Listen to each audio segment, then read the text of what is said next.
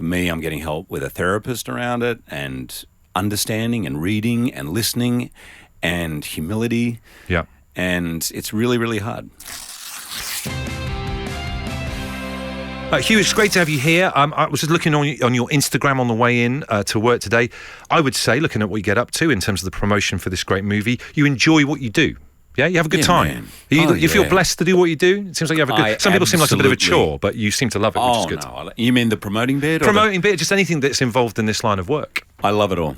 Yeah. No, not all, but I love the filming bit.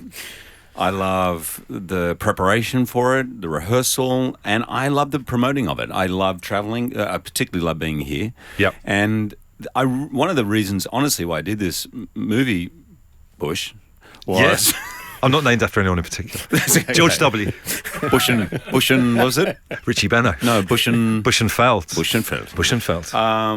Honestly, one of the reasons I did it was because I really felt these are conversations that are hard to have, that we need to have in homes, in society in general. So that I'm thrilled that you have me on here, and I'm thrilled that we get a chance to talk about it, because I know we're mainly here to have a laugh and entertain people, but there comes a time, even with our best mates, even when you're at the pub having a good bit of a banter, sometimes we need to really find space to talk about things that are really affecting us. Because men are quite bad, aren't they? We think men are quite bad at talking about stuff like how they feel and everything. And I've learned so much about it doing this film, and we are bad. We do a lot of banter. It often goes as deep as, "How you doing? Yeah, no, good. It's got some struggles at work, but I'm fine. It's fine. Yeah.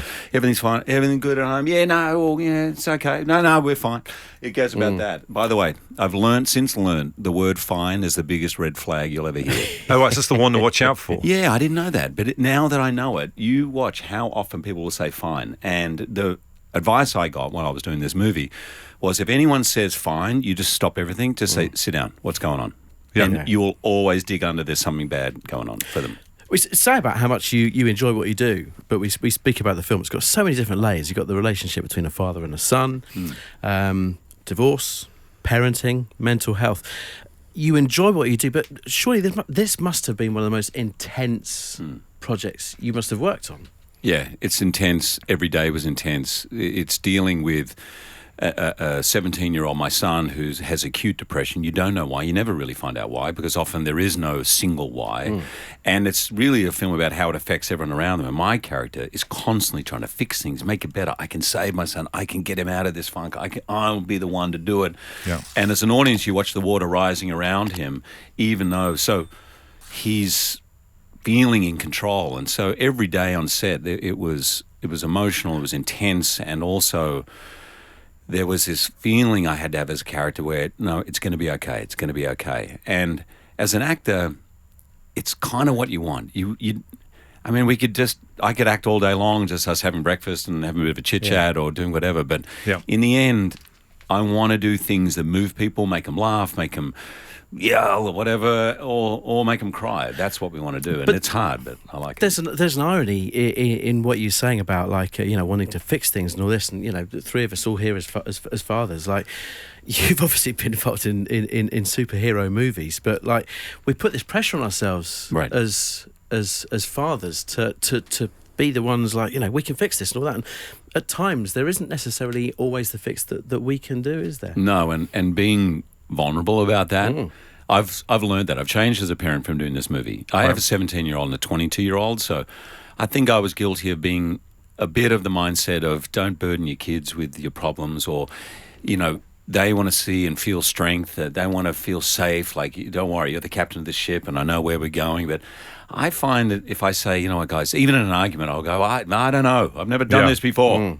I've never been a parent before. I don't know what the answer is. It really disarms them, and it can start a real conversation where you're including them. So there must be a lot of parents who are going to watch this film. There's a lot of parents who will be listening to this interview, and they'll be in the same kind of situation where they don't know what the right thing is to do, and you get this battle between, say, and this is what's borne out in the movie, between medical professionals and what your child is telling you. Yes, and that's a huge thing for parents, isn't it? Like the kid says, "I'm fine. I don't need this treatment," and the doctors are giving you different advice. Yeah. There's a real conflict with that, isn't there? A huge conflict, and it's okay not to know. Yeah, I think that's what the movie's trying to say. It's really trying to, you can see both points of view. Like, there's a psychiatric scene where the boy's been admitted into a psychiatric hospital and the doctor's saying, keep the child here.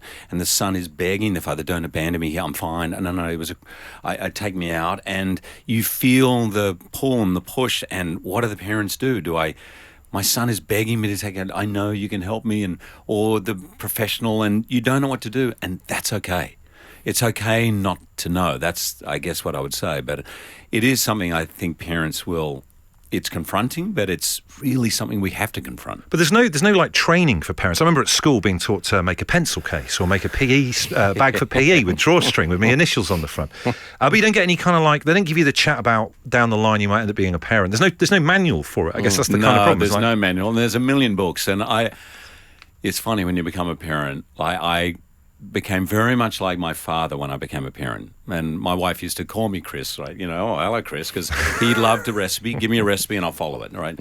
So I remember I had all these books by my bed, all the classic books of baby, what to do raising them, and I'm reading them. And I was like, no, Deb, it says here on page 34, we're meant to da-da-da-da-da-da. Yeah. And I remember my mum pulling me aside and said, she calls me Hubie. She goes, Hubie, that's... it's wonderful you're reading those books, but she's had 6 kids. She said, it's wonderful you're reading those books, but I just want you to know your kid hasn't read them. That's spot on advice.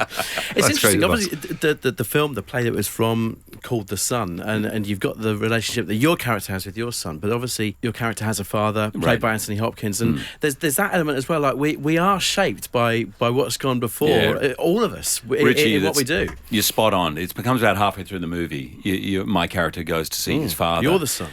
And for the first half of the movie, it's centered around this boy, so you just assume the boy is the title of the movie. And then all of a sudden, as you said, we're all still children. And whether we like it or not, we carry internal voices from our parents. We carry scars. We carry the wonderful things. All the good things we get. But all of that is carried for our entire life, whether we have children or not. And when you have children, out they come. They come out to play. And you can say to the cows come home, I will not do this. And before you know it, in an argument, words have come out of your mouth that are exactly the words you heard and hated growing up. Yeah. It's almost inevitable, isn't it? Yeah, and to be really serious, because I think this is a serious topic, when somehow traumas are passed down from generation to generation, and it's so hard. It's like a wildfire goes through. It's really, really hard, no matter how much we consciously try, to put your hands up. And it takes incredible courage to stand up to that wildfire and to say, it stops with me. And it takes help. For me, I'm getting help with a therapist around it, and understanding and reading and listening and humility. Yeah. And it's really, really hard.